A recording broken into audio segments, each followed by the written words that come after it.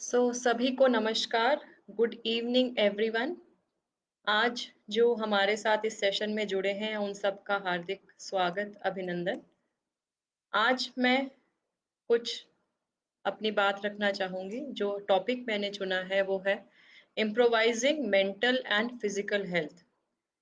तो मानसिक और शारीरिक स्वास्थ्य, ये क्यों ज़रूरी है हमारे लिए और इसको अच्छी तरह कैसे मेंटेन करें, इसके लिए हम क्या कर सकते हैं, इस विषय पे भी थोड़ा-सा हम बात करेंगे। तो पहले मैं इन दोनों विषयों के बारे में कुछ बात रखूँगी, कुछ ये भी डिस्कस करेंगे कि कैसे इसको इम्प्रूव करें और उसके बाद में जो व्यूअर्स के अगर कोई क्वेश्चन्स होंगे, कोई क्वेरीज़ होंगी, कोई मेरा फीडबैक अगर कुछ लेना चाहेंगे, तो मैं ज़रूर उनका आंसर देना चाहूँगी। तो शुरुआत करते हैं सेशन की आज।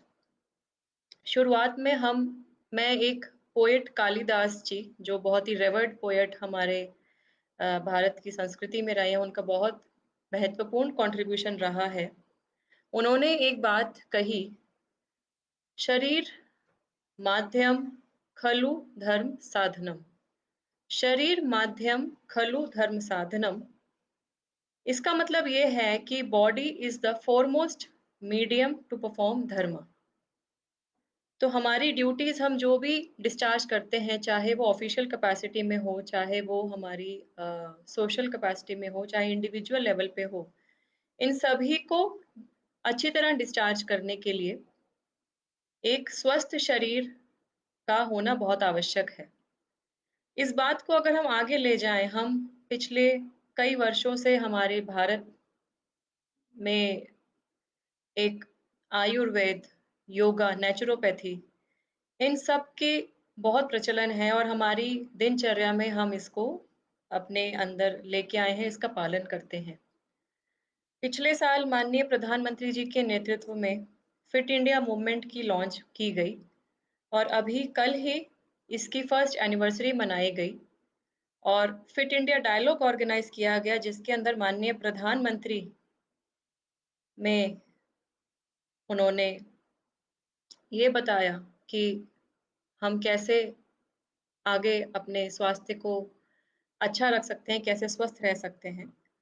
और साथ ही साथ उन्होंने एज अप्रोप्रिएट फिटनेस प्रोटोकॉल्स के बारे में भी बताया, वो लॉन्च किए गए।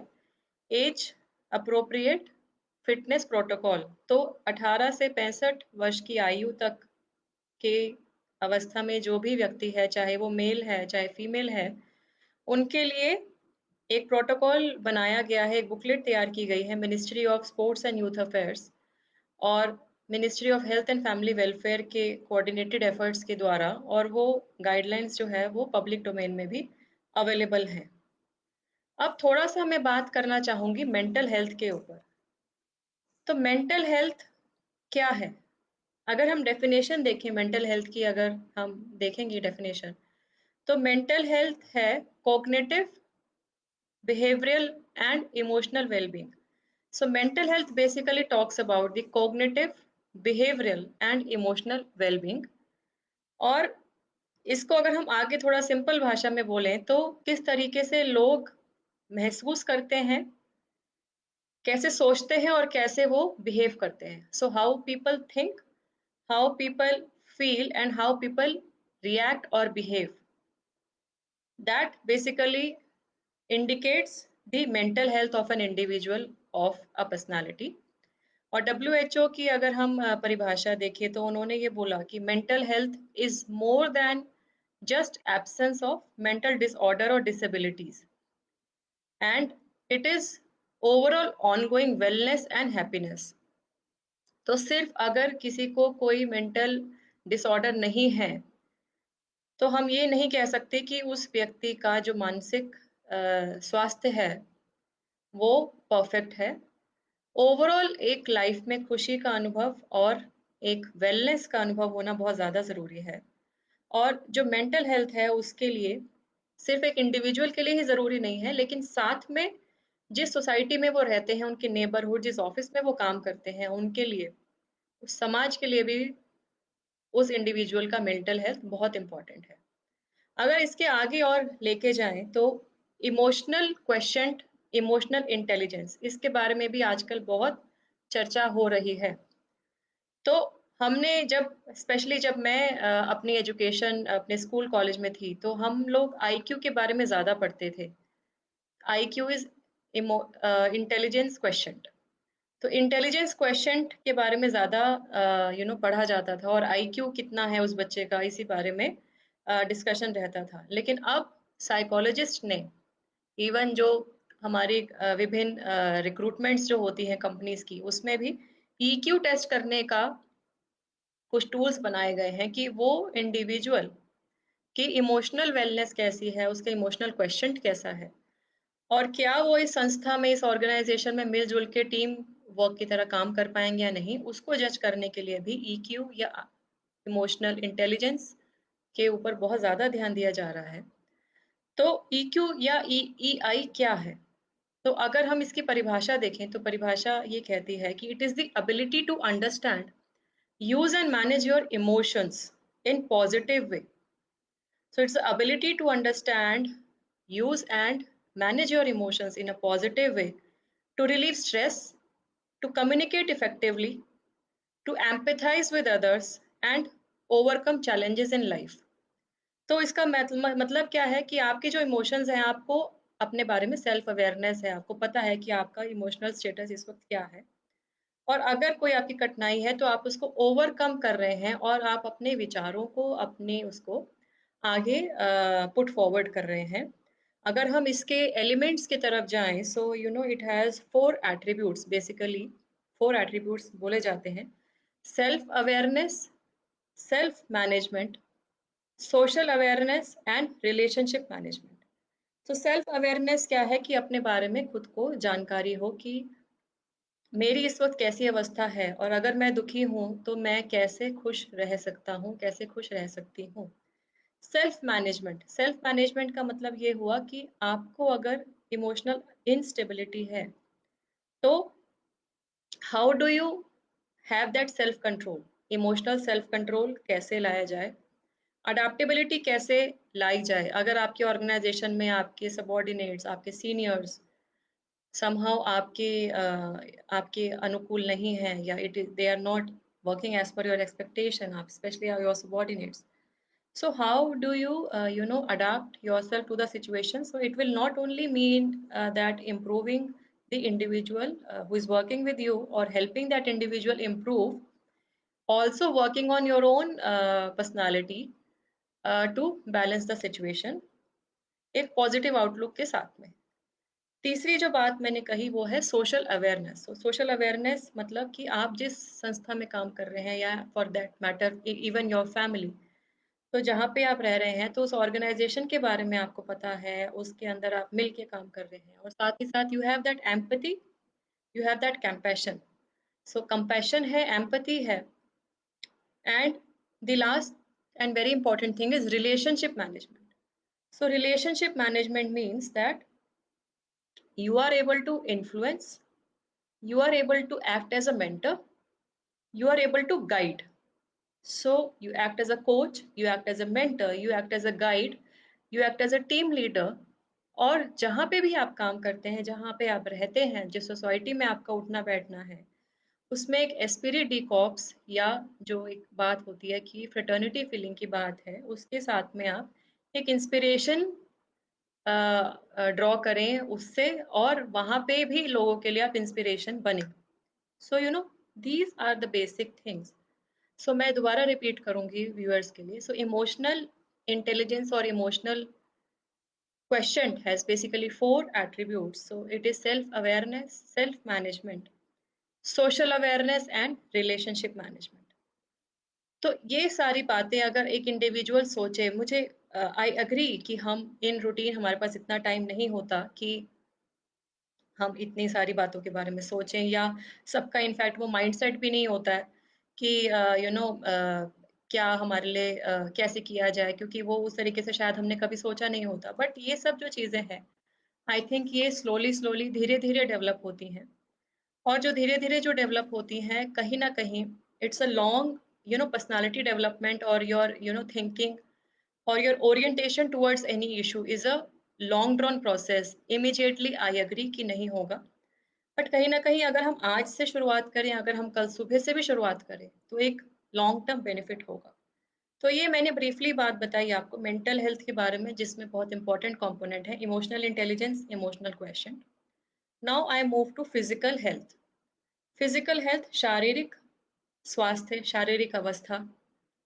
अगर आपके शरीर में स्फूर्ति है, अगर आपके शरीर में एनर्जी है, if you feel positive, if you feel motivated, if you feel energetic, then you are able to contribute in a much better way to the place where you are working. आपका जो output होगा वो better होगा। आपका जो you know जो जिस जो काम में आपकी एनर्जी होगी वो बेटर होगी। तो हमारे माननीय प्रधानमंत्री जी भी and union minister sports and बहुत सारी जगह पे अब हम देखते हैं कि स्पोर्ट्स और फिटनेस की बात की जाती है। पब्लिक भी बहुत जागरूक है अपनी फिटनेस को लेके, अपनी हेल्थ को लेके, क्योंकि हम सबको पता है कि अगर आपका शरीर स्वस्थ नहीं है तो आप चाहे घर में हो चाहे बाहर हो, कोई भी कोई भी जो है काम आप ढंग से नहीं कर पाएंगे। और अल्टीमेटली जो बात है वो यही है कि आपको जो है आपका आउटपुट रिड्यूस होगा, आप परेशान रहेंगे, आपके फैमिली मेंबर्स परेशान रहेंगे। और एक बात मैं हमेशा यही बोलती हूँ कि अगर आपका स्वास्थ्य ठीक नहीं है, अगर आप परेशान हैं, आप डिप्रेशन में हैं, तो सबसे ज़्यादा अफ़ेक्ट कौन होता है? सबसे ज़्यादा अफ़ेक्ट होते हैं आप खुद, जो इंडिविजुअल है, और आपके साथ जो उस घर में जो लोग रहते हैं, 4 लोग, 5 लोग जो रहते हैं, वही सबसे ज़्यादा अफ़ेक्ट होते हैं। बाहर की दुनिया ऑफ़ कोर्स आपके जो कलीग्स हैं, फ्रेंड्स हैं, वो भी परेशान होंगे। लेकिन जो चीज़ फ़ेस करनी पड़ती है, आपकी एलिमेंट अगर कोई होती है, तो वो आपके घर की चारदीवारी में जो लोग रह रहे हैं, वही लोगों को आपकी परेशानी के साथ आपका सपोर्ट करते हुए रहना पड़ता है।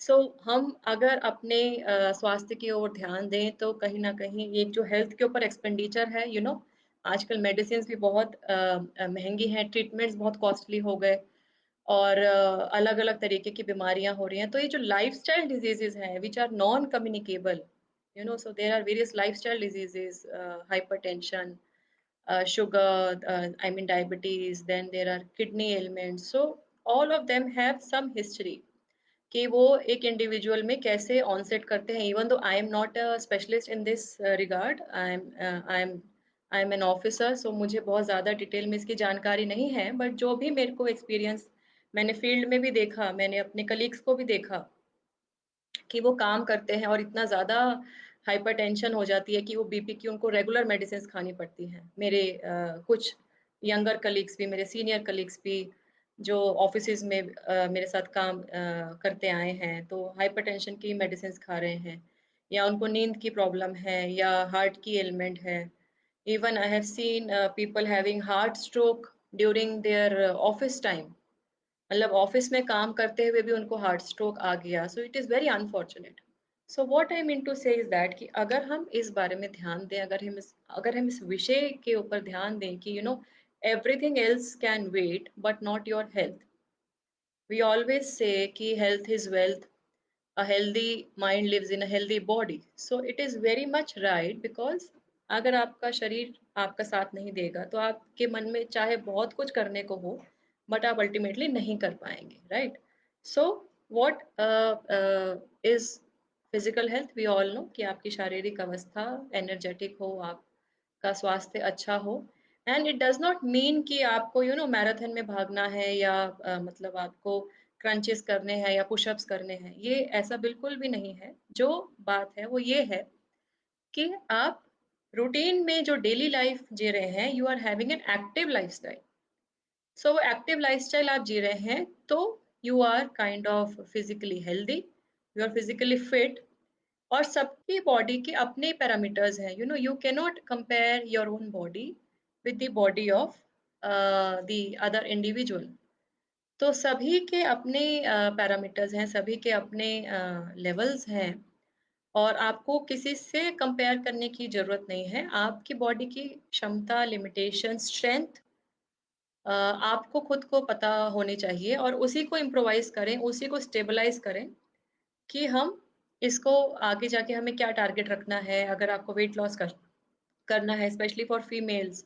During pregnancy they gain weight, and post pregnancy even तो डॉक्टर्स रिकमेंड करते हैं एक्सरसाइजेस करना, but many of the females they are not able to do because of domestic responsibility, responsibility of the kids, या खुद में भी laxity आ जाती है कि अब तो मदर बन गए हैं तो चलो इतना weight gain is okay. So weight gain is okay but it should not affect your health. I again come to the point कि अगर आपका वेट गेन रीजनेबल हुआ भी है, बट अगर आप एक्टिव लाइफस्टाइल जी रहे हैं, अगर आपको कोई और एलिमेंट नहीं हुआ है, specially for females I would like to emphasise, then I think it is okay.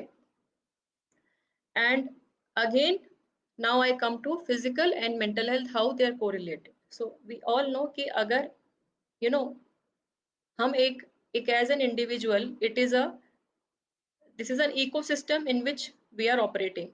तो हमारी बॉडी में हमारी मानसिक अवस्था कैसी है, हमारा मूड कैसा है, हमारी फिजिकल हेल्थ कैसी है, ये सब जो चीजें हैं ये डिटर्मिन करती हैं कि आपका लेवल ऑफ हेल्थ क्या रहेगा, आपका लेवल ऑफ एनर्जी क्या रहेगा। So both physical and mental health are interrelated, and they only determine how they are working, how they are living their life.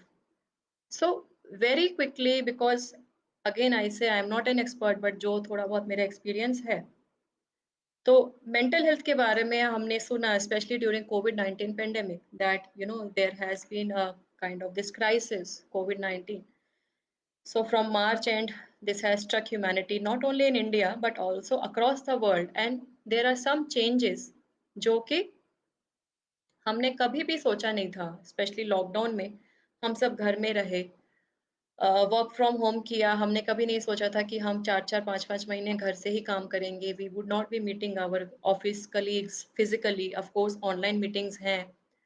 हमको ये कभी नहीं लगा था कि हम पार्टीज नहीं करेंगे, वीकेंड ट्रिप्स नहीं करेंगे, but this is the way the life is changed and we have all accepted it because it is in our own good. Government ने जो रिस्ट्रिक्शंस लगाई मूवमेंट की, बहुत सोच समझ के इवैल्यूएट करके, क्योंकि इंडिया का जो पॉपुलेशन है और हमारा जो the way we are living in various parts of the state, so the transmission could have been very high if there would not have been these kind of restrictions. तो कहने का मतलब ये है कि ये जो कोविड-19 की वजह से जो भी हमारी लाइफस्टाइल चेंजेस हुआ, हम घर में रहे, हम बाहर ज़्यादा नहीं मूव आउट किए, so may be we were not able to release the stress. तो स्ट्रेस रिलीव नहीं कर पाए और कहीं ना कहीं वो शायद हमारे अंदर आता गया, लेकिन गवर्नमेंट ने बहुत साथ के साथ में यही प्रमोट किया, यही सबको रिक्वेस्ट किया कि आप प्लीज अपनी मेंटल हेल्थ के ऊपर, अपने फिजिकल हेल्थ के ऊपर ध्यान दीजिए। आप घर में रह के भी आप योगा कर सकते हैं, मेडिटेशन कर सकते हैं, there are various options available. आपको खुश रहना ज़रूरी है, पॉजिटिव इन माइंड रहना ज़रूरी है, और स्ट्रेस को अपने ऊपर हावी नहीं होने देना चाहिए।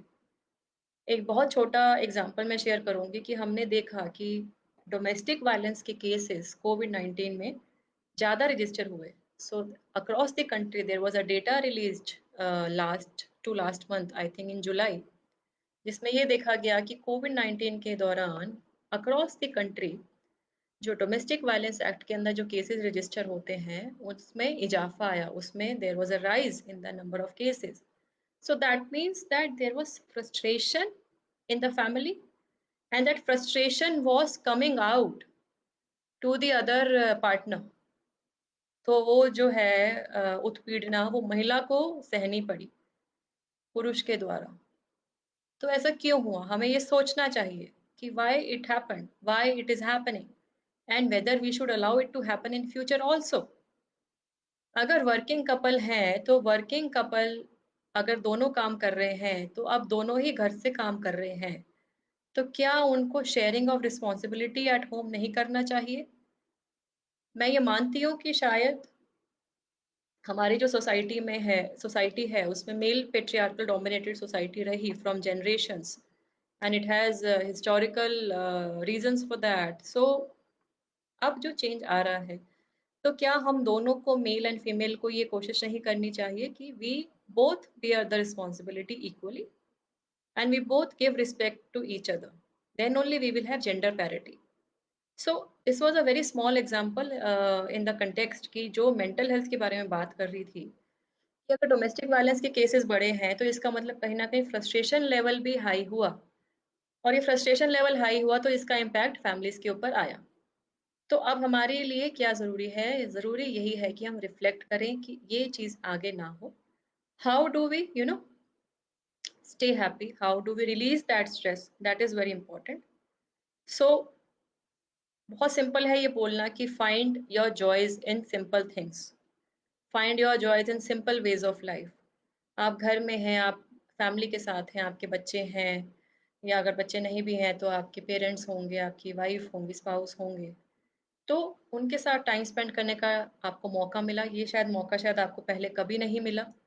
साथ ही साथ में I have seen people across the world और हमारे इंडिया में भी they have developed so many good hobbies.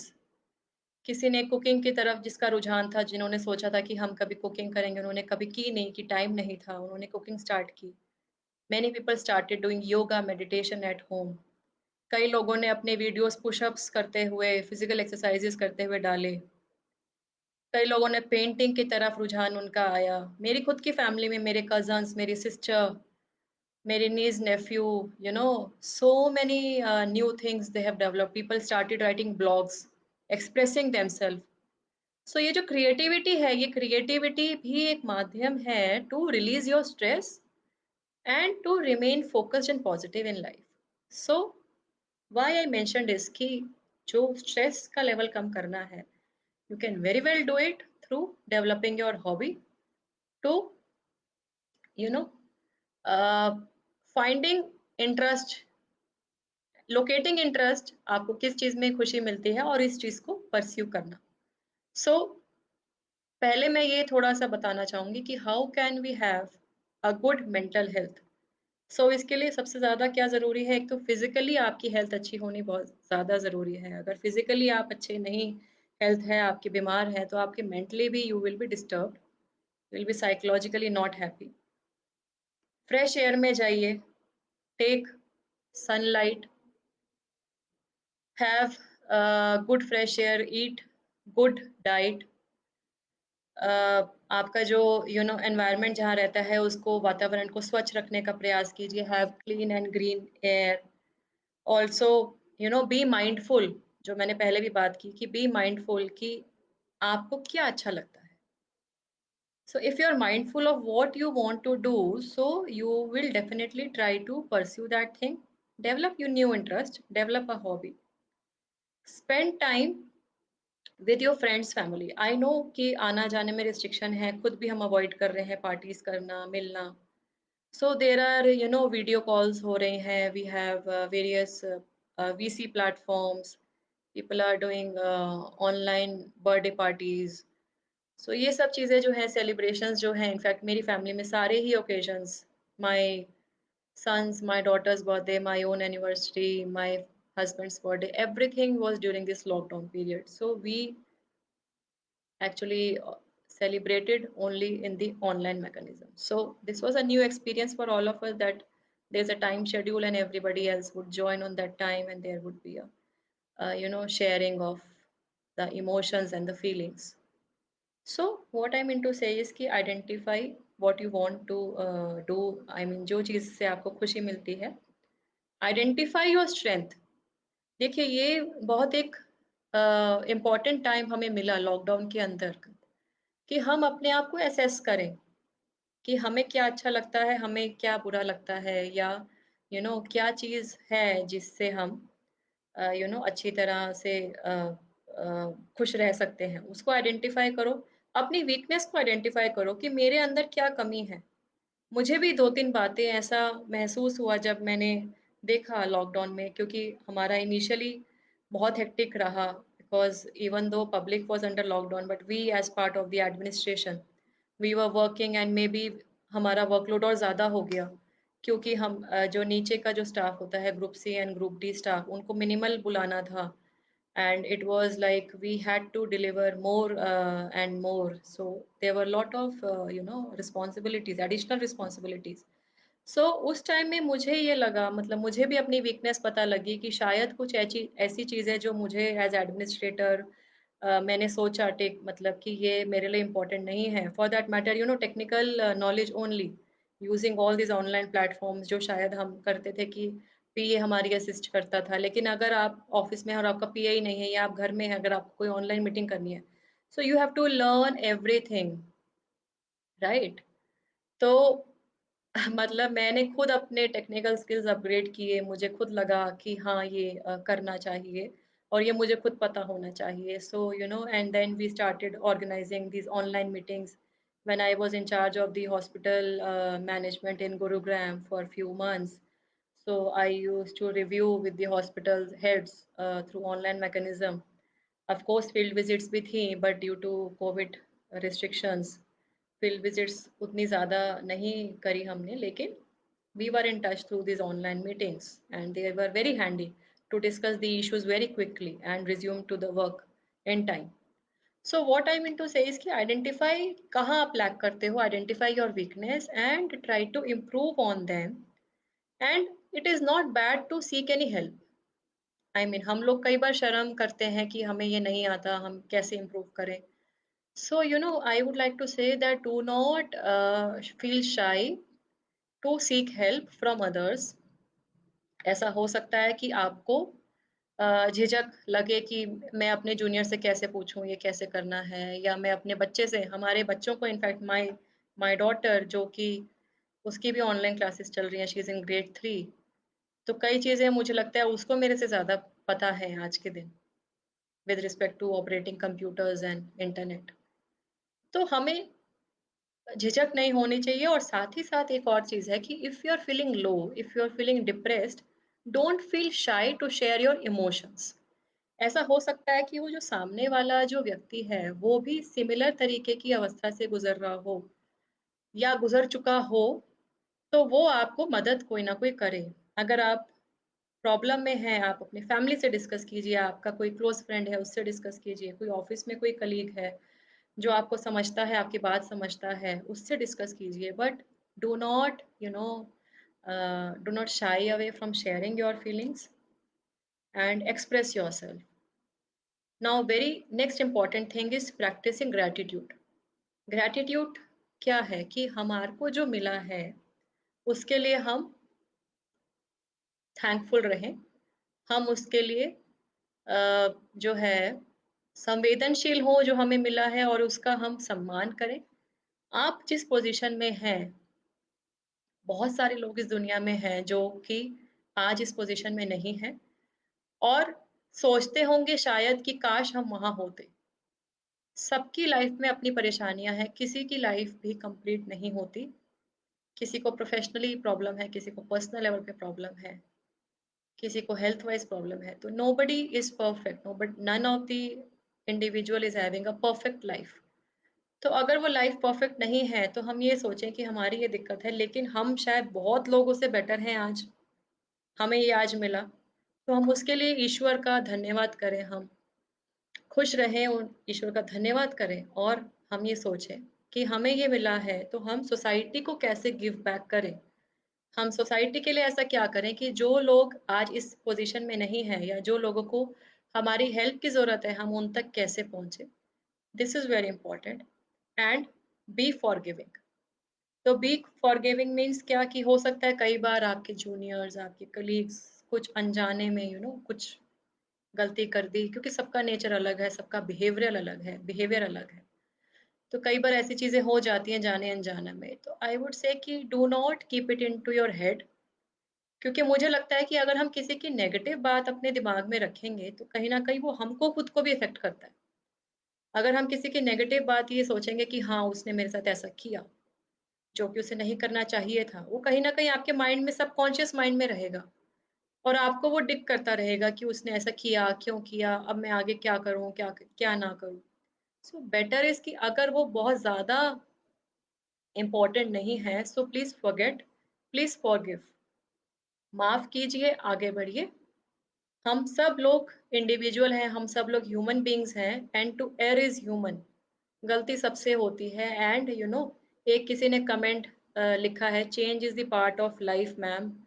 करण मेहता जी ने लिखा change is the part of life. I fully agree, change is the part of life. So if change is the part of life, आज चीज़ें अच्छी हैं, कल को और अच्छी होंगी।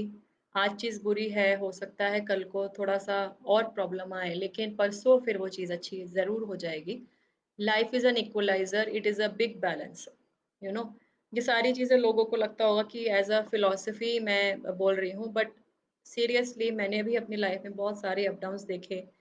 मेरी गवर्नमेंट सर्विस में मेरे को 12 साल हो गए, उससे पहले मैं जो है मैं थी प्राइवेट सेक्टर में थी। मैंने ब्रीफली अपना इंट्रोडक्शन शायद बिगनिंग में मैंने नहीं दिया। मैं अब बता देती हूँ, मैं 2008 बैच आईएएस ऑफिसर हूँ, मेरा काडर त्रिपुरा है।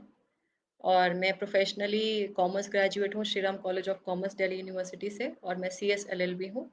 सिविल सर्विसेज की परीक्षा मैंने देने का सोचा जब मैं थर्ड ईयर कर रही थी अपना ग्रेजुएशन का। तो मुझे लगा कि ये एक प्लेटफॉर्म होगा जिससे मैं समाज के लिए, देश के लिए कुछ कर सकती हूँ। तो पहले मैंने अपनी प्रोफेशनल एजुकेशन पूरी करी, सीएस एलएलबी की, उसके साथ मैंने तैयारी शुरू करी सिविल सर्विसेज की। और सेकंड अटेम्प्ट मेरा 2008 बैच है। तो मेरा 13th रैंक आया था अपने बैच में और मुझे त्रिपुरा काडर मिला। मैं त्रिपुरा में लगभग मैं 2009 से 2016 जुलाई तक मैंने काम किया, और 2016 के बाद मैं हरियाणा में आई। तो लगभग 4 साल हुए मुझे हरियाणा में काम करते हुए। तो मैंने भी अपने जीवन में बहुत अप डाउन देखे, त्रिपुरा में रही मैं, हरियाणा में रही। और वर्क वाइज प्रोफेशनली बहुत प्रेशर्स होते हैं आपके ऊपर, कई बार पर्सनल लेवल पे भी प्रेशर होते हैं। फैमिली की भी आपको प्रायोरिटाइज करना पड़ता है कई बार, कि घर में ज़्यादा कैसे, आप अगर घर में ज़रूरत है, स्पेशली बीइंग अ फीमेल, कुछ जिम्मेवारियां ऐसी हैं जो आप नहीं अवॉइड कर सकते। सो आई हैव माई 2 किड्स। तो कहीं न कहीं बीइंग अ मदर, वो भी मेरे माइंड में रहता है कि बच्चों का भी ध्यान देना है, फैमिली को भी ध्यान देना है, और वर्क इज़ वेरी इंपॉर्टेंट। सो ये जो एक बैलेंस है ना, ये एक मुझे लगता है टाइम ही सिखाता है। और अप्स एंड डाउन सभी की लाइफ में होते हैं। सो मेंटल हेल्थ कैसे इम्प्रूव करें, ये थोड़ा-सा मैंने बताया। अब फिज़िकल हेल्थ के ऊपर थोड़ा-सा बोलना चाहूँगी कि फिज़िकल हेल्थ कैसे इम्प्रूव करें, how to improve your physical health. So we all know physical health क्या है। एक तो BMI, there is a body mass indicator index, sorry body mass index है, जो कि आपकी हाइट और वेट, आपकी हाइट के हिसाब से बताता है कि आपके कितना वेट होना चाहिए। और वो डिफरेंट इंडाइसेस देता है। उसके अलावा भी मतलब fat mass and all, I mean it's a very elaborate thing. और ये पूरा गूगल पे भी आप डालोगे तो आपको मिल जाएगा। तो उसके हिसाब से आपको दे पता होना चाहिए कि आप किस कैटेगरी में हैं, whether you are normal healthy हैं, या आप ओवर फैट हैं, या आप ओबीज कैटेगरी है, so there are various categories. जब आपको ये पता है कि आपकी क्या कैटेगरी है, उसके बाद आपको ये सोचना है कि आपको किस तरीके का फिटनेस रिजीम अपनी ज़िंदगी में लाना है। तो कई लोग जो हैं योगा करते हैं, योगा, मेडिटेशन, एरोबिक्स, ज़ुम्बा, किसी तरीके का भी स्पोर्ट्स, चाहे वो क्रिकेट हो, चाहे बास्केटबॉल हो, चाहे एथलेटिक्स, रनिंग, वॉकिंग, साइक्लिंग। और आज के दिन तो बहुत सारे शहरों में, बहुत सारे गाँव में ओपन जिम्स एस्टैब्लिश किए गए हैं गवर्नमेंट की तरफ से। So you can take help of this open gyms, you know. तो जो भी आप जो भी आपकी फिजिकल एक्टिविटी आप चाहें, वो physical activity it is totally up to you कि आप किस लेवल तक करें। लेकिन हाँ, दिन में कम से कम I think 45 minutes to 1 hour कम से कम हमें देना चाहिए अपने आप को ठीक रखने के लिए, अपने आप को स्वस्थ रखने के लिए। और ये बहुत ज़्यादा डिफ़िकल्ट नहीं है, nothing is difficult. What is required is a commitment. एक कमिटमेंट और एक डिसिप्लिन की ज़रूरत है कि हाँ, हमको रोज़ सुबह आप एक टाइम निर्धारित कर लीजिए कि आप सुबह करेंगे या रात को करेंगे या शाम को करेंगे, depending on your work schedule. तो किसी के लिए सुबह करना ईज़ी रहता है, जैसे मैं हमेशा मॉर्निंग में ही generally I devote some time. कई लोग ऑफ़िस से आने के बाद भी करते हैं, इवनिंग में भी करते हैं। कई लोग रात में खाने के बाद सैर करते हैं या कुछ अपना वॉक करते हैं। So it is totally up to you, आप किस तरीके का शेड्यूल करें। और अगर आप फिज़िकली आप फिट रहेंगे, आपका जो स्ट्रेस लेवल है, आपका स्ट्रेस लेवल भी इम्प्रूव होता है, राइट? तो मैं अगर खुद की अपनी बात करूँ तो मेरा जो है ग्रेजुअली जब मेरा मैरिज हुआ 2009 में इनफैक्ट थोड़ा-थोड़ा वेट गेन होता गया। तो 2013 में जब मेरी फर्स्ट डॉटर बॉर्न हुई तो I gained quite a good amount of weight. और जब पोस्ट प्रेगनेंसी के एक्सरसाइजेस मैंने थोड़ी बहुत की, लेकिन वर्क के साथ-साथ शायद मैं उतना ज़्यादा सीरियसली टाइम नहीं दे पाई।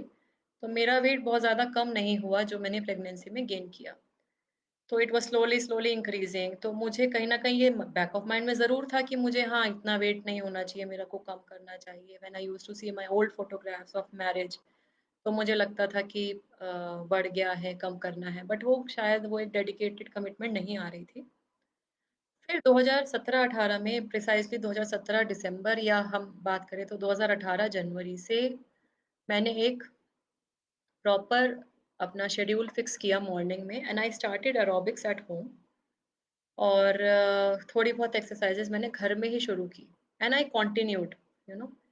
मैंने कंटिन्यू किया तो मेरा 5 से 6 महीने में ही I lost good amount of weight and you feel more energetic. आपको लगता है कि आप अपने काम के प्रति आपको थकान नहीं होती है basically. You don't feel lazy, you are more attentive and you are more energetic when you go to the office. और साथ ही साथ में आपको एक ना पॉजिटिव माइंड रहता है क्योंकि सब लोग एप्रिशिएट करते हैं कि जो है आप अच्छे लग रहे हो या your face also changes, your skin changes. तो बहुत सारी पॉजिटिव चीज़ें होती हैं और आपका कंट्रीब्यूशन जो है आपके वर्क में इफ़ेक्टिव होता है। So similar was for me. So मैंने वेट लूज़ किया, I became fitter, then I entered my second pregnancy and my second child was born in March 2019। तो उसके बाद फिर क्योंकि there are restrictions for few months not to do physical workout to a large extent, तो जब doctor ने allow किया तो पोस्ट नेटल एक्सरसाइजेस कुछ कुछ शुरू की। और उसके बाद में फिर जो है मैंने प्रॉपरली अपना एक्सरसाइज रिजीम शुरू किया प्रिसाइजली 2020 में किया। और अब I am almost now back to my size of pre pregnancy. तो आई एम वेरी हैप्पी कि मतलब ये मैं कर पाई। और ये बहुत ज़्यादा डिफ़िकल्ट नहीं है, ये सारा माइंड गेम होता है। So it is all in your mind, if you are committed that you will do, तो ये आप कर सकते हैं। इसमें मतलब इम्पॉसिबल कुछ भी नहीं होता। It is basically your own commitment to yourself, it is on your discipline. बहुत सारी ऑनलाइन वीडियोज़ आजकल अवेलेबल हैं। फिट इंडिया मूवमेंट भी बहुत है, कुछ सोशल मीडिया पे भी काफ़ी सारा मटेरियल अवेलेबल है। अगर आपको ये नहीं समझ आता कि आप क्या करें, तो आप इन सब मटेरियल्स को देखें और इनमें देखें कि आपके लिए क्या फिट रहेगा। और जो मैंने पहले जो बात कही थी कि अभी मिनिस्ट्री की ओर से भी एक age appropriate fitness protocol launch किया गया है। तो वो भी अवेलेबल है सोशल मीडिया पे। उसके अंदर आप देखो, उस बुकलेट को देख के आपको पता लगेगा कि आपकी एज के हिसाब से आपका क्या रिक्वायरमेंट है और आपको क्या-क्या एक्सरसाइज़ेज़ आप कर सकते हो। Whether you should do yoga, meditation और एरोबिक्स और stretching exercises, walk, run, jog या for that matter if you want to take help of a gym. So whatever are the options available, you evaluate कि आपके लिए क्या अच्छा है और उसके हिसाब से ही आप यू नो आगे आप डिसाइड करो। और जो एक चीज़ इम्पोर्टेंट है वो चीज़ इम्पोर्टेंट है कि fixing to the schedule.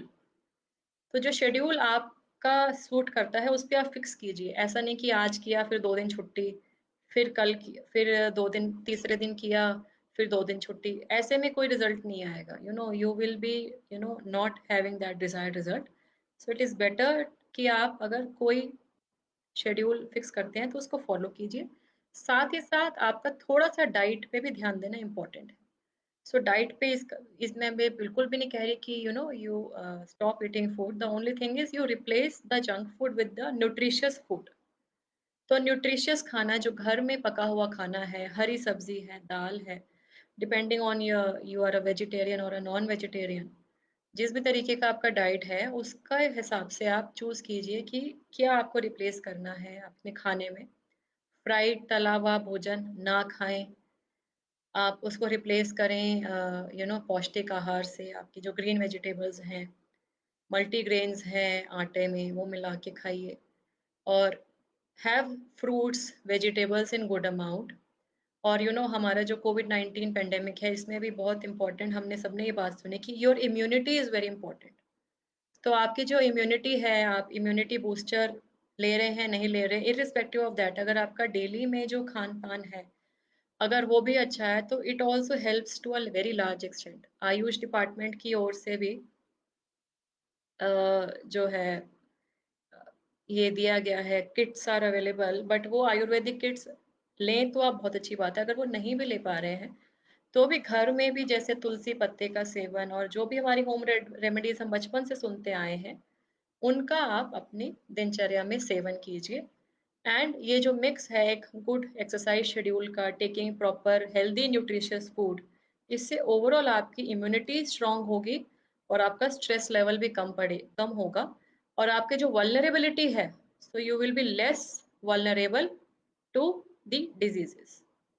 So this is overall एक एक इकोसिस्टम है जिसमें एक बॉडी जो है एक इंडिविजुअल की फंक्शन करती है। So your physical health impacts your mental health and your mental health in turn impacts how you will lead your life। तो ये चीज़ें सब कोरिलेटेड है, तो बहुत ज़्यादा हमने बहुत ज़्यादा ज़रूरी है कि हम इस पे ध्यान दें।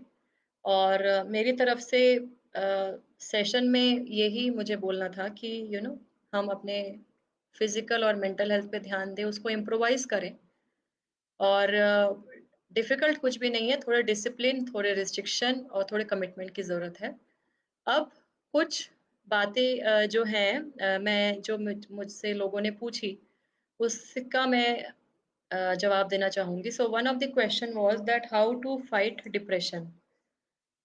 सो डिप्रेशन क्यों है, सबसे पहले तो ये हमें जानना ज़रूरी है कि why are we suffering from depression? Why are you having depression?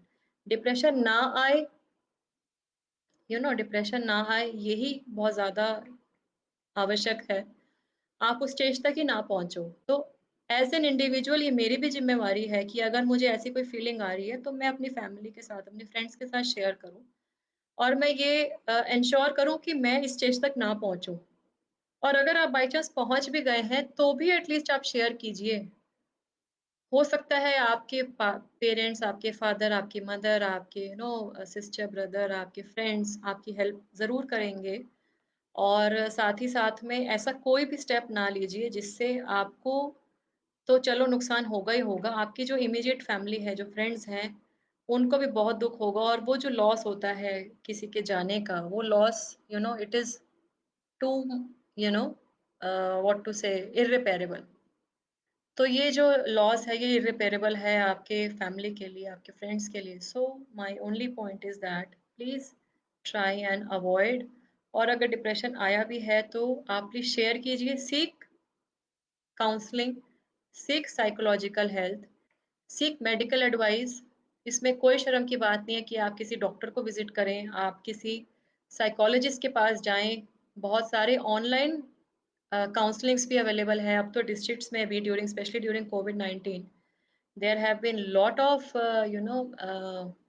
online counseling sessions being organized by the state governments, various state governments। So उनकी मदद लीजिए और साथ ही साथ में आप खुद कैसे इस डिप्रेशन से बाहर आएँगे, आपको भी पता है कि मुझे ये चीज़ पसंद है, तो उस चीज़ को कीजिए और अपने ऊपर हौसला रखिए। आज सिचुएशन बुरी है, ये हो सकता है, लेकिन हर रोज़ ऐसी सिचुएशन नहीं रहेगी। ये आप मान के अपने ऊपर विश्वास रख के आप आगे बढ़ो एंड देयर इज़ नथिंग जिसका सॉल्यूशन ना हो। कई बार टाइम हमें ऐसा लगता है कि पता नहीं क्या हो रहा है and things don't behave in the way you want them to be, but we are all humans and we have to take it, but इसको आप अपने ऊपर हावी ना होने दीजिए, ये बहुत ज़्यादा ज़रूरी है।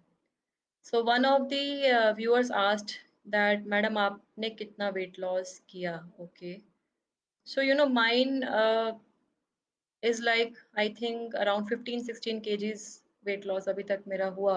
And maybe another 3 4 kgs or whatever. So my thing is कि I should feel energetic, I should feel healthy.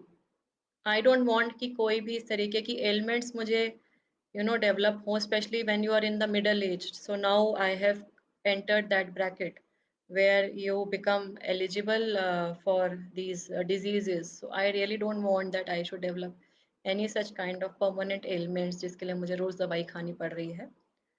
So मेरी यही कोशिश है, इसीलिए मैं इस रिजीम कर रही हूँ. One of the question is कि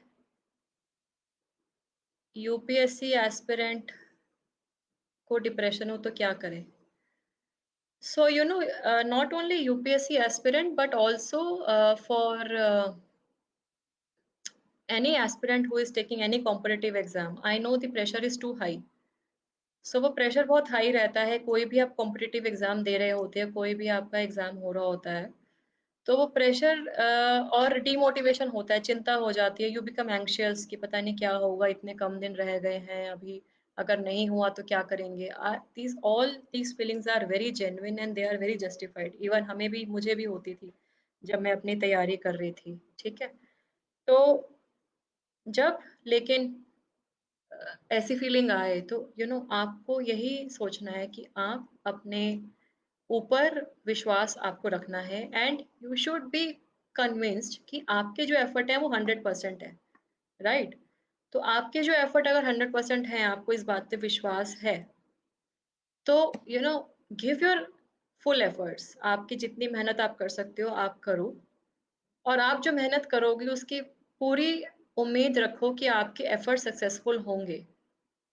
तो पॉल कोलो ने अपनी नॉवल है द अल्केमिस्ट, उसमें एक बात उन्होंने बोली कि when you aspire something genuinely from heart, the whole universe conspires and enables you to achieve that. So कहने का मतलब ये है कि अगर आपकी मेहनत सच्ची है, आप अपने पूरे एफर्ट्स इन डायरेक्शन दे रहे हो, सक्सेस ज़रूर मिलेगी. बाई चांस अगर नहीं ऐसा होगा, अगर आपके माइंड में ऐसा होता है कि नहीं हुआ तो मैं क्या करूँगा, आई वुड रिक्वेस्ट आपका प्लान भी आपके माइंड में ज़रूर होना चाहिए. You know you should have that plan भी कि अगर मेरा ये एग्जाम में क्लियर नहीं होता है तो मैं क्या करूँगी, मैं क्या करूँगा. Especially for female aspirants, I would like to say that you should definitely have a fallback option. I really request all the females कि we all should be financially independent. Financially independent होना बहुत ज़्यादा ज़रूरी है, विशेष रूप से महिलाओं के लिए, लड़कियों के लिए. और अगर एक महिला इंडिपेंडेंट होती है फाइनेंशियली, तो वो सिर्फ अपने परिवार का ही नहीं, अपने आसपास के लोगों का, अपनी सोसाइटी का भी ध्यान रखती है generally. And on a larger majority scale, they take care of their families very well when they are financially independent. So जो हम जेंडर पैरिटी की भी बात करें, तो वो जेंडर पैरिटी में भी आपको ध्यान में रखते हुए वी हैव टू थिंक कि अगर ये एग्ज़ाम नहीं क्लियर होता है तो हम आगे क्या करेंगे. तो इसके लिए that plan B should be there. And don't be demotivated, don't be disheartened अगर नहीं होता है सिलेक्शन. तो अगर ये अपॉर्चुनिटी नहीं, तो लाइफ में दूसरी ऑप्शन है जो क्लिक करेगी और आप कुछ ना कुछ ज़रूर अच्छा करोगे. इस बात को मानते चलो. मैं भी जब सिविल्स की तैयारी कर रही थी, मेरे माइंड में भी ये आता था कि मैं क्या करूँगी, क्या क्या नहीं करूँगी. तो इसीलिए मेरे फादर ने पहले सजेस्ट किया था कि आप प्लान भी रखो. तो मेरा ये था कि मैं शायद प्राइवेट सेक्टर में मैं नौकरी करूँगी, और प्राइवेट सेक्टर में नौकरी करने के साथ-साथ मैं अपने समाज के लिए कुछ ऐसा ज़रूर करूँगी जिससे मैं अपने देश के लिए, अपने लोगों के लिए कुछ कर पाऊँ. So that was my plan B. But with God's grace I could qualify in civil services. तो एक हर इंसान के माइंड में ये होना चाहिए. आई अंडरस्टैंड कि सबकी परिस्थितियाँ अलग होती हैं, सबकी situations are different, circumstances are different. My circumstances might have been much easier as compared to many candidates. I agree, but सबको जो हासिल हुआ, सबने ही मेहनत की है. इजीली तो सबको प्लेट में लगा हुआ किसी को नहीं मिलता है इस दुनिया में. सबने कहीं ना कहीं अपने अपने लेवल पे मेहनत की है. So don't be depressed when you are preparing for any competitive examination. You have a focus strategy, and you know जो भी आपकी क्षमता है, जो आपकी कैपेबिलिटी है, जो कैपेसिटी है, उसके हिसाब से आप 100% आप कीजिए, एफर्ट्स दीजिए and you will be definitely be successful. One of the question is कि please speak something fitness for female. Okay, and the next question is weight loss is being followed by fatigue and constant tiredness. Okay, so both these things I will answer. So पहला जो बात पूछी गई वो ये बोली कि fitness for females. Fitness for females is very important. हम ये कहीं ना कहीं शायद इग्नोर करते हैं और शायद लड़कों को शायद ज़्यादा एवेन्यू रहते हैं कि आज भी इंडियन सोसाइटी में कि वो जिम ज्वाइन करें या अपने फ्रेंड्स के साथ स्पोर्ट्स में एक्टिविटीज़ में पार्ट लें, क्रिकेट खेलना है गली में। अब तो खैर सिस्टम ऐसे भी चेंज हो गया ड्यू टू कोविड-19, but the thing is that you know it is more important for a female to remain fit. Why I am saying is that अगर हम घर की बात करें तो एक लेडी जो है, एक महिला जो है, वो इतनी ज़िम्मेवारियाँ निभाती है, चाहे वो बच्चों को बड़ा करने की हो, चाहे वो रसोई सँभालने की हो, चाहे वो मार्केट जाने जाके आना और उसके और maintaining all those household chores is very important for her to remain fit. साथ ही साथ में अगर वो खुद नहीं ठीक रहेंगी तो बच्चों की देखभाल और जो एक इकोसिस्टम जो उनके ऊपर डिपेंडेंट है, यू नो उसको कैसे वो मैनेज करेंगे। और even if she is and when she is working then also it is very important. और मैं क्यों कहती हूँ कि महिलाओं के लिए क्यों ज़रूरी है? वो इसीलिए ज़रूरी है क्योंकि हमें biologically we have to take responsibility of being a mother. तो biologically our reproductive system is that we have every month we have menstrual cycle. So जो मेंस्ट्रुअल साइकिल है वो किसी के लिए ठीक रहता है, कई कई फीमेल्स के लिए specially at younger age they get muscular cramps, they feel uneasiness और कुछ-कुछ प्रॉब्लम रहती हैं and then during pregnancy also it is not that easy to bear a baby for 9 months, have all those hormonal changes in the body and when after you deliver also there are a lot of changes, skin change होता है, hair loss होता है। I am speaking from my own personal experience.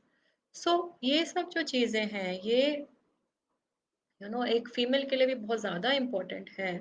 सो हम अपने आप को excuse ना दें और हम अपने आप को ये सोचें कि हाँ, ऑफ कोर्स हमारी ये ज़िम्मेवारियाँ हैं, लेकिन हम आधा घंटा, 1 घंटा अपने लिए भी निकालें और ये हम जो अपने लिए देंगे, you don't think that you are selfish, do not think like that. हो सकता है कि आपके आस-पास के लोग आपको ये महसूस कराएँ कि ये तो काम छोड़ के एक्सरसाइज़ कर रहे हैं, I mean it is quite possible that people say like this, but don't be disheartened and fix to your schedule. And for females it is very important to stay fit, to stay healthy.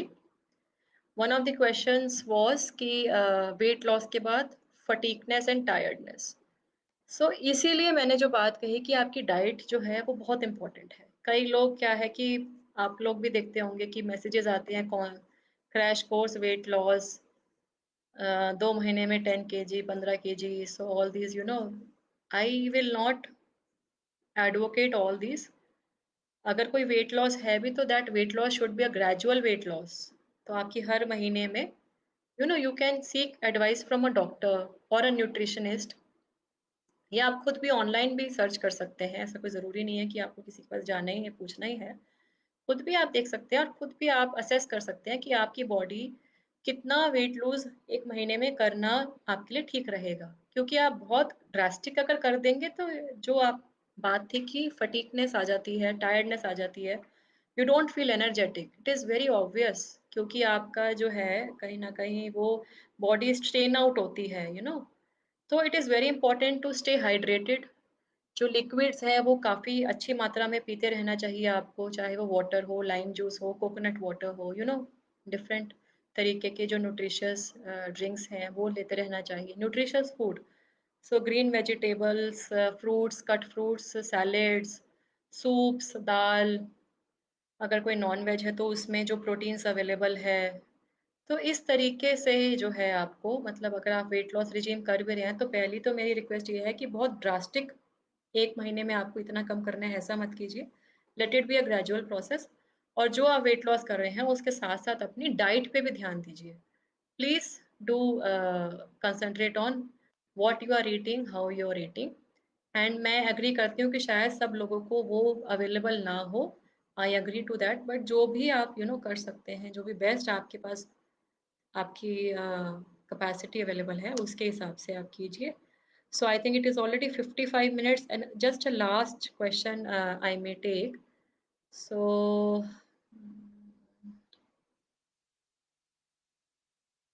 so there are many people saying thank you. So my thanks to them.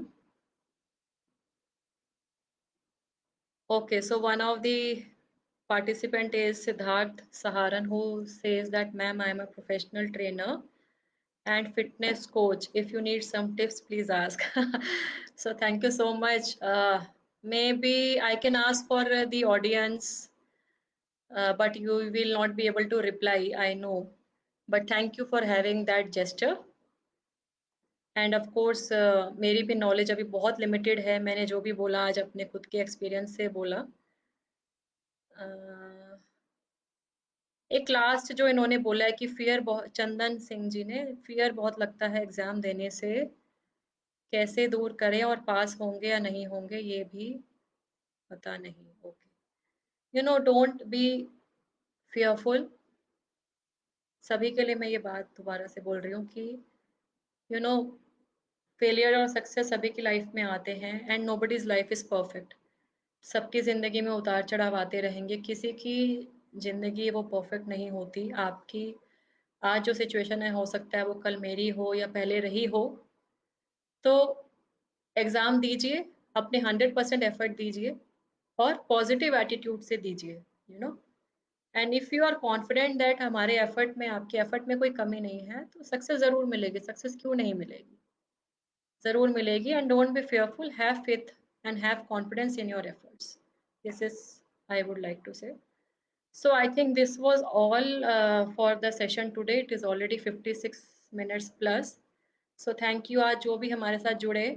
तो I hope कि थोड़ा बहुत beneficial रहा होगा ये session. Physical health, mental health बहुत ज़्यादा ज़रूरी है।